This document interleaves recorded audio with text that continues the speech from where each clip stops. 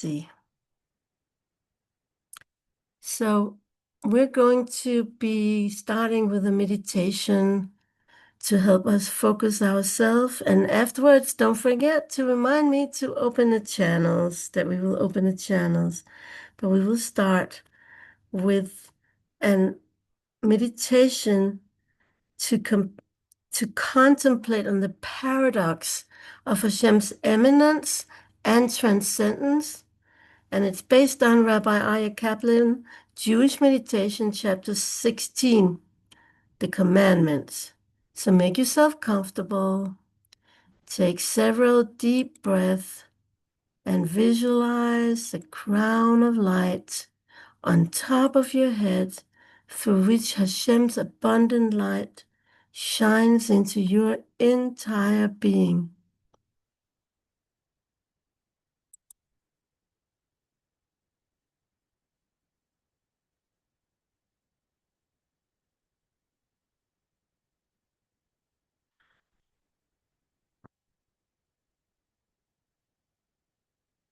As part of opening the channels in Emunah healing, we recite L'Shem Yichud Kutchabrichu Ushchintei B'dechilu U'berechimu, which means B'yir'ah U'be'ahava, Le'achet Shem Yah B'vavhei B'chud Shalim, with like a complete unification, B'Shem Kol Yisrael.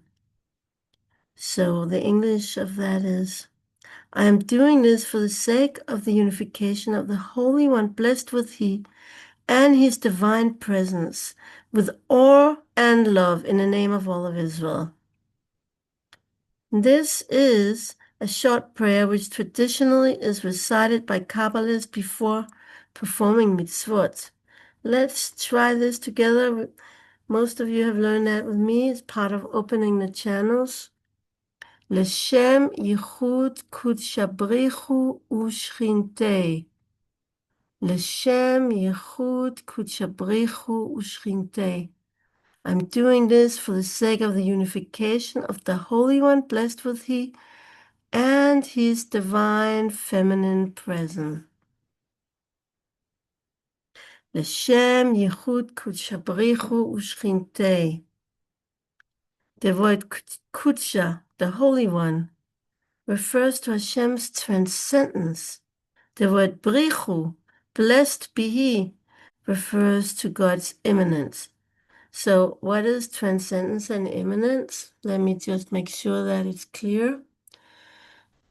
So transcendence is when we feel small and we're very respectful to Hashem, which is so much higher than us and above us. And we recoil backwards in awe of this great Hashem, which, is such a great light that we can be completely nullified in that light. And that is the concept of transcendence, that God is like, so to speak, far away. But our relationship with God is dialectic. On the one hand, there is the level of transcendence, kudsha. On the other hand, there is brichu, blessed be He, eminence. I feel myself so close to God. God is part of me. I have a divine spot within me. I'm one with God. God is immanent. I can feel His presence all around me. So these two opposites is like a dialectic, like a paradox. They coexist at the same time. Breathe in as you recite in your mind's eye, Berichu, getting in touch with your divine spark within. Breathe out as you visualize Kudsha, envisioning Hashem's awesome holiness far, far beyond our grasp. Let's repeat this twice. Breathe in as you recite in your mind's eye, Berichu, getting in touch with your divine spark within. Breathe out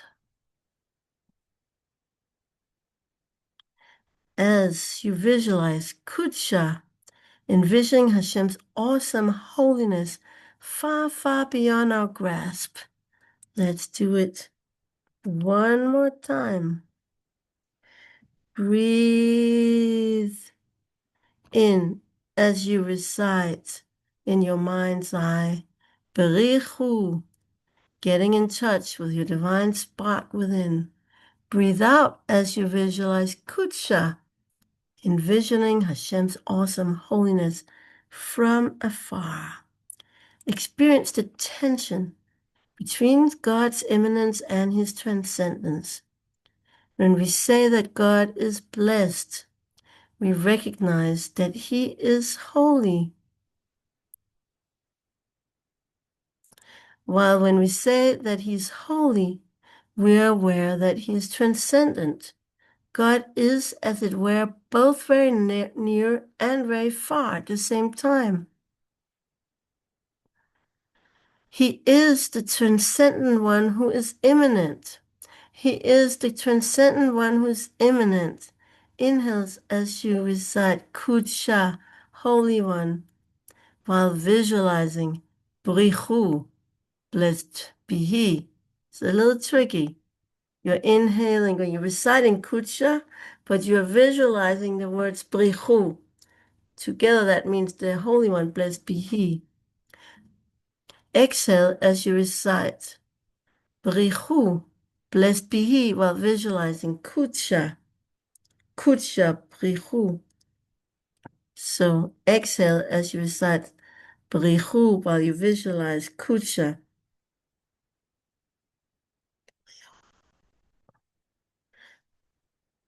Repeat twice as you breathe in Kudsha. Feel Hashem's nearness.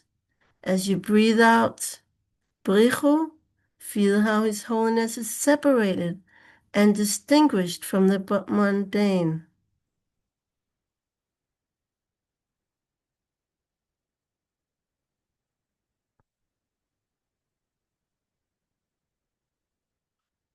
Breathe in into the paradox of the term Holy One, blessed be He, which bridges the gap between God's transcendence and His eminence. Keep taking deep breath as you're allowing yourself to experience how God is immanent and fills all creation. No place is devoid of Him. Yet on the other hand, he surrounds all creation and is totally beyond it without being contained within it.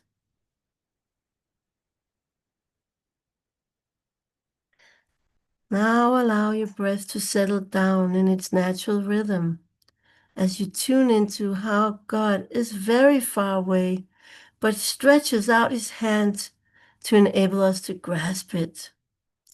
This is represented by the Vav of the Yud He Vav He. Visualize the letter Vav of Hashem's name as God's outstretched arm reaching out to you. The Holy One, blessed be He, and the Torah are one. Torah is the means through which God reaches us from His transcendence. The mitzvot of the Torah serve as a link between us and God. Now recite. L'shem yichud kudsha brichu ushchintei, for the sake of the unity between the Holy One and his Shekhinah, his feminine indwelling presence. We're unifying the Holy One, blessed be He, with his divine feminine presence. The Shekhinah means that which dwells. Wherever God's presence is manifest. The Shekhinah was on Mount Sinai when God gave us the 10 Commandments, Aseret HaDibot.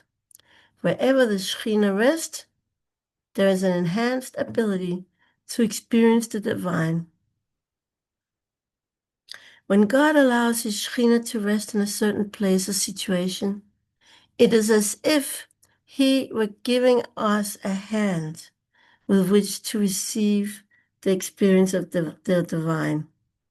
This is represented by the last He of the Yud He Vav He.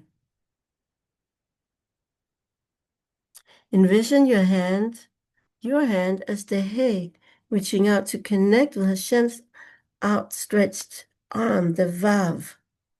So imagine the connection now. Visualize it between Hey and Vav.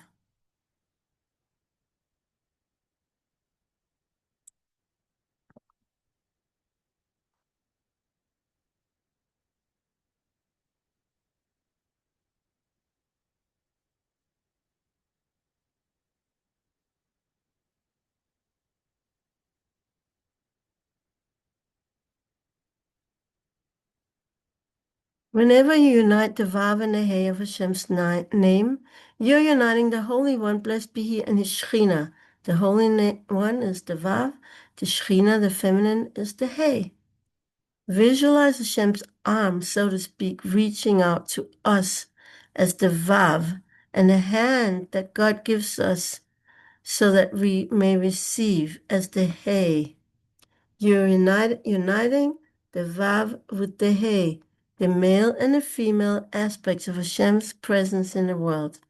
This is the essential purpose of keeping a mitzvah. God is always stretching out His arm to us, willing to give of His essence and spirituality. Before we can take it from Him, we must have a vessel with which to hold it, a hand with which to receive. Imagine emptying yourself to make yourself a receptacle for the divine. God gives us the hand with which to receive the divine, but we must bring it together with our outstretched hand, with our outstretched arm. The goal of the mitzvot is to unite the Vav and the Hey. Recite once more. L'shem yichud kudsha brichu ushchinte. L'shem yichud kudsha brichu ushchinte. While bearing in mind that you are becoming a receptacle for the divine. Now allow yourself to feel the great hollow inside yourself that can be filled only by God's essence. And more than anything in the world, yearn for this hollow to be filled. At the same time, be aware of God's presence all around you. Contemplate how Hashem always wants to make Himself available, but needs an act on our part. Imagine yourself performing a mitzvah while drawing the light of the divine into yourself. The mitzvot serve as the medium through which God's essence is brought into your being. Recite the continuation of the prayer, B'techila u'rechimo, with love and awe. Keeping a mitzvah can be a powerful expression of love. Through the mitzvah, you express your love and desire to unify with the divine. There must be a boundary on this love so we won't be swallowed up by it completely, won't be absorbed by it.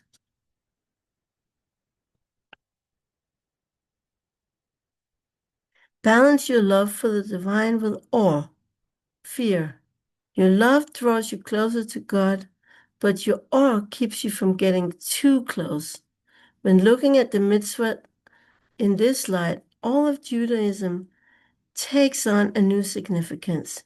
We can see the mitzvah as the path that God Himself gave us to come close to Him and experience His presence within safe boundaries.